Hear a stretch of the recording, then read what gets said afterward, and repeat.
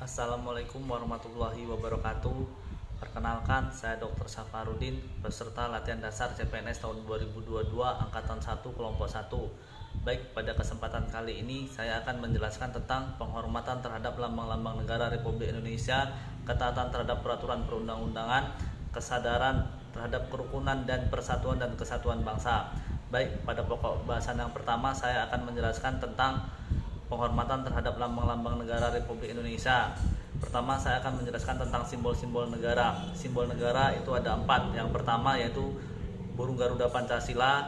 Yang kedua itu bendera merah putih. Yang ketiga bahasa nasional. Yang keempat adalah lagu kebangsaan Indonesia Raya. Simbol inilah yang harusnya dimengerti dan dihormati sehingga dapat memperkuat identitas negara dan sebagai tiang nasionalisme sebagaimana tercantum dalam Undang-Undang Dasar 1945 dan ditegaskan oleh Peraturan Pemerintah Nomor 66 Tahun 1951. Garuda Pancasila adalah lambang negara Republik Indonesia.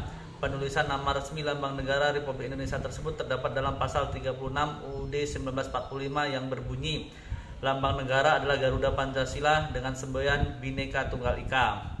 Adapun makna dari setiap detail Garuda Pancasila adalah makna Garuda sebagai lambang negara yaitu untuk menggambarkan bahwa Indonesia adalah bangsa yang besar dan negara yang kuat. Yang kedua, warna kuning emas di tubuh Garuda melambangkan bangsa yang besar dan berjiwa sejati. Kepala burung Garuda menoleh ke kanan karena dianggap sebagai arah yang baik.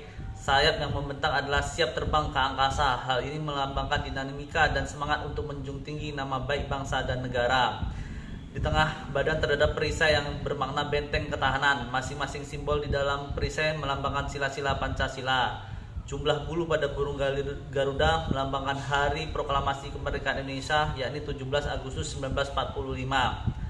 Adapun makna penghormatan terhadap lambang-lambang negara adalah yang pertama, 1.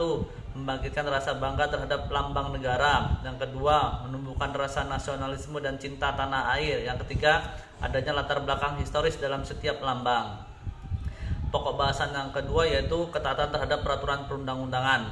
Peraturan perundang-undangan adalah peraturan tertulis yang memuat norma hukum yang mengikat secara umum dan dibentuk atau ditetapkan oleh lembaga negara atau pejabat yang berwenang melalui prosedur yang ditetapkan dalam peraturan perundang-undangan.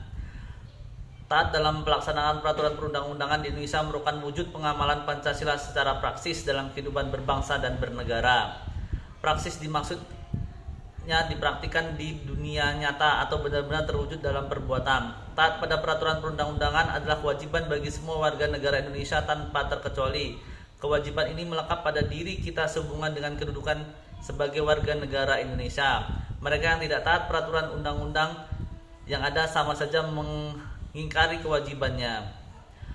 Berdasarkan Undang-Undang Nomor 12 Tahun 2011 tentang pembentukan peraturan perundang-undangan, hierarki peraturan perundang-undangan Republik Indonesia adalah sebagai berikut.